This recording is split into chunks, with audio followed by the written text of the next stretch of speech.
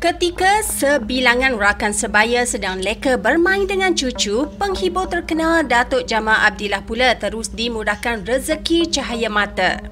Tarikh istimewa 22/02/2022 ini, penyanyi berusia 63 tahun itu meraihkan kehadiran cahaya mata kelima Iskandar Ryan Yamani dengan berat 2.84 kilogram. Penyanyi yang masyhur dengan lagu Kekasih Awal dan Akhir itu berkata, menimang cahaya mata pada usia 63 tahun tidak pernah memberi sebarang masalah buatnya. Jika korang masih baru di channel kami, jom ramai tekan subscribe dan like sebagai tanda sokongan. Bahkan untuk berjaga di tengah malam, menyiapkan susu atau menyalin lampin tidak pernah dianggap sebagai beban.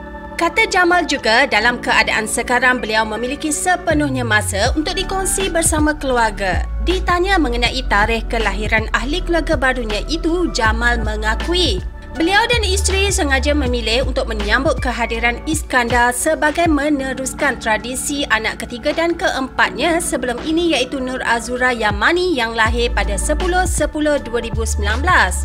Sementara L.I.Z. Yamani pula pada 11/11/2020.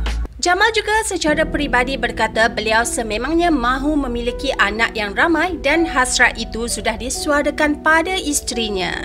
Datuk Jamal Abdillah sekali lagi meluahkan hasratnya untuk menambah cahaya mata bersama isterinya Zai Izzati Khairuddin meskipun mereka sudah memiliki 3 anak kecil.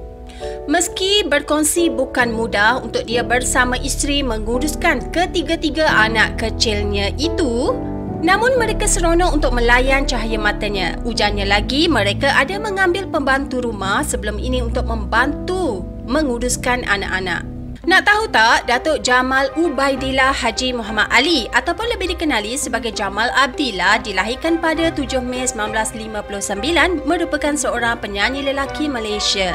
Selain itu, beliau juga telah mendapat gelaran Raja Pop Malaysia, mendapat pendidikan awal di sekolah rendah di negara Brunei Darussalam. Bakat yang terdapat dalam diri beliau adalah bakat semula jadi dan beliau tidak pernah mendapat pendidikan formal dalam bidang muzik. Adiknya Helmi Husaini Ali kini bekerja sepenuh masa dalam bidang lakonan.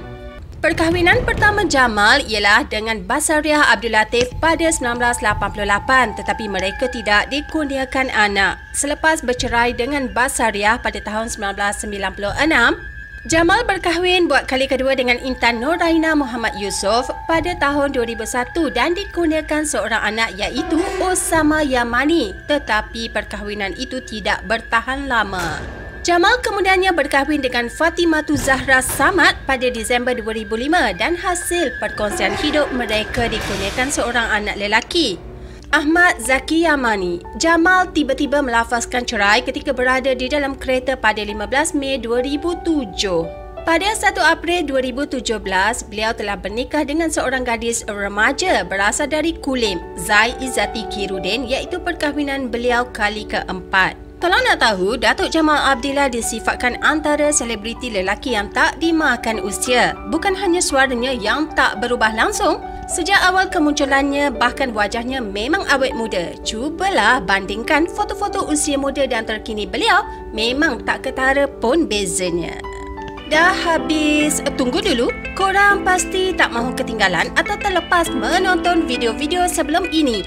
Kisah suami misali Edika Yusof yang memberi impak besar kepada lelaki curang menghampiri 60,000 views. So korang jangan lupa tonton dan tambahkan views ya.